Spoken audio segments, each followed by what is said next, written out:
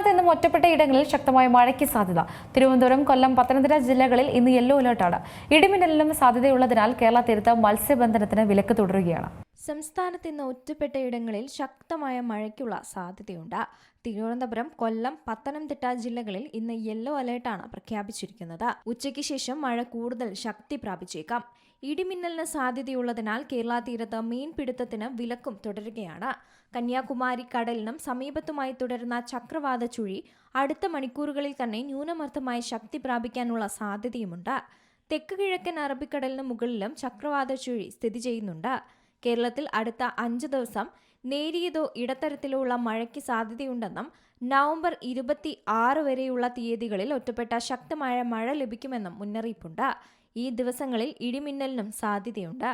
വിവിധ ജില്ലകളിൽ കേന്ദ്ര കാലാവസ്ഥാ വകുപ്പ് യെല്ലോ അലേർട്ടുകൾ പ്രഖ്യാപിച്ചിട്ടുണ്ട്. ഒറ്റപ്പെട്ട ശക്തമായ മഴയ്ക്കുള്ള സാധ്യതയാണ് ഇത് സൂചിപ്പിക്കുന്നത്. അതായത് 24 മണിക്കൂറിൽ 64.5 മില്ലിമീറ്റർ മുതൽ 115.5 മില്ലിമീറ്റർ വരെ മഴ ലഭിക്കാനുള്ള സാധ്യതയുണ്ട്. മുന്നറിയിപ്പുകൾ കണക്കിലെടുത്ത് പൊതുജനങ്ങൾ ജാഗ്രത പാലിക്കണമെന്നാണ് കേന്ദ്ര കാലാവസ്ഥാ വകുപ്പ് നിർദ്ദേശിച്ചിട്ടുള്ളത്. ഇടിമിന്നൽ മനുഷ്യന്റെയും മൃഗങ്ങളുടെയും ജീവനും വൈദ്യുത ആശയവിനിമയ ശൃംഖലകൾക്കും വൈദ്യുത ചാലങ്ങളുമായി ബന്ധിപ്പിച്ചിട്ടുള്ള വീട്ടുപകരണങ്ങൾക്കും വലിയ നാശനഷ്ടം സൃഷ്ടിക്കാൻ സാധ്യതയുണ്ട്.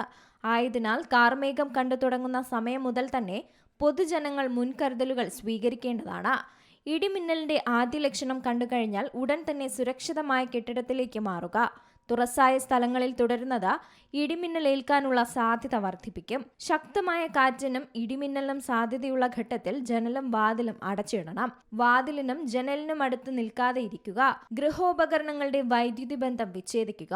വൈദ്യുതോപകരണങ്ങളുമായുള്ള സാമീപ്യം ഇടിമിന്നലിനുള്ള സമയത്ത് പൂർണ്ണമായി ഒഴിവാക്കണം. ഇടിമിന്നലുള്ള സമയത്ത് ടെലിഫോൺ ഉപയോഗിക്കുന്നതും ഒഴിവാക്കണം. എന്നാൽ മൊബൈൽ ഫോൺ ഉപയോഗിക്കുന്നതിന് കുഴപ്പമില്ല. അന്തരീക്ഷം മേഘാവൃതമാണെങ്കിൽ കുട്ടികൾ ഉൾപ്പെടെ ആരും തുറസായ സ്ഥലത്തും ടെറസിലും കളിക്കുന്നതും ഒഴിവാക്കുക. News desk, Zee Malayalam news.